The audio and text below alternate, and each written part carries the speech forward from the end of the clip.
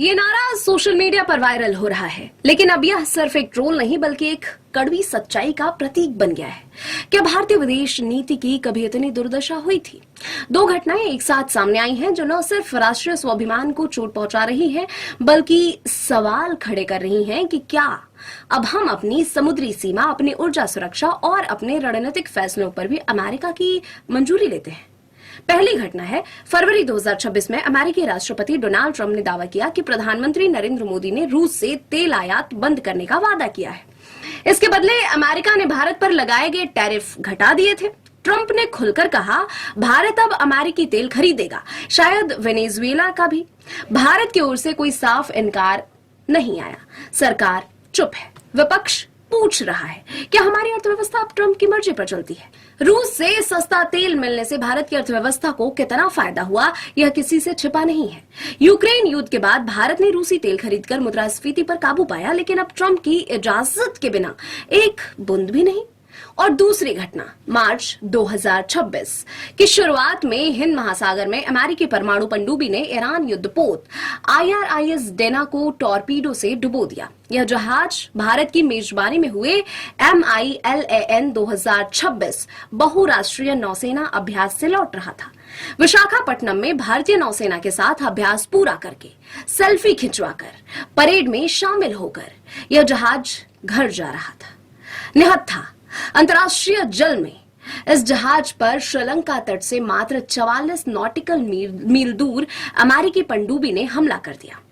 87 ईरानी नाविक मारे गए हैं। अमेरिकी रक्षा सचिव पेटे हेग्सेथ ने खुलकर कहा, वह जहाज समझ रहा था कि अंतर्राष्ट्रीय जल में सुरक्षित है, लेकिन टॉर्पीडो ने उसे चुपचाप समुद्र में उतार दिया।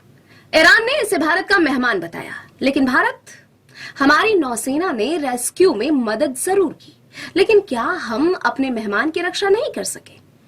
यही वह हिंद महासागर है जहां अंडमान निकोबार कमांड को खास तौर पर स्थापित किया गया था। 2001 में बनी यह त्रिसेवा कमांड हिंद महासागर में भारत के दबदबे के लिए बनाई गई थी।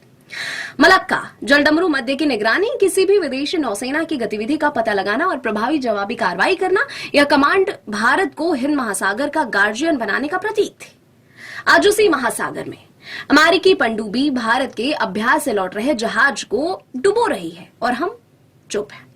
सवाल उठता है, क्या हमारी रणनीतिक स्वायत्तता सिर्फ भाषणों तक सीमित रह गई है?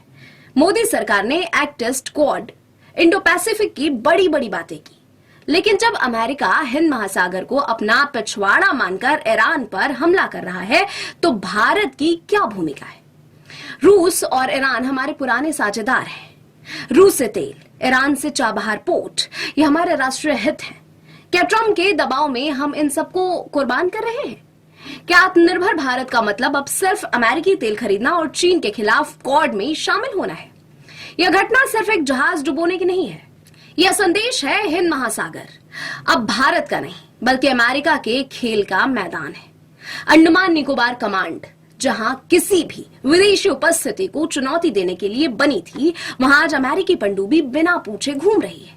चीन पहले से ही हिंद महासागर में अपनी मौजूदगी बढ़ा रहा है।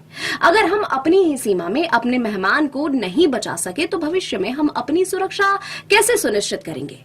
मोदी सरकार को जवाब देना होगा, संसद में, जनता के सामने, इतिहास के सामने। क्या हमने राष्ट्रीय हितों को व्यापारिक सौदों के लिए बेच दिया? क्या हमारी विदेश नीति अब ट्रंप डिप्लोमेसी के गुलाम बन गई है? समय आ गया है सोचने का। अगर हम आज झुक गए, तो कल हमारी संप्रभुता कहां होगी? भारत को फिर से वह वीर बनना होगा जो मंचों से दहाड़ता था, ना झुकने वाला, ना किसी की इजाजत लेने वाला, वरना इतिहास सिर्फ एक सवाल पूछेगा, ये ट्रंप कौन होता था? भारत की तकदीर तय करने वाला।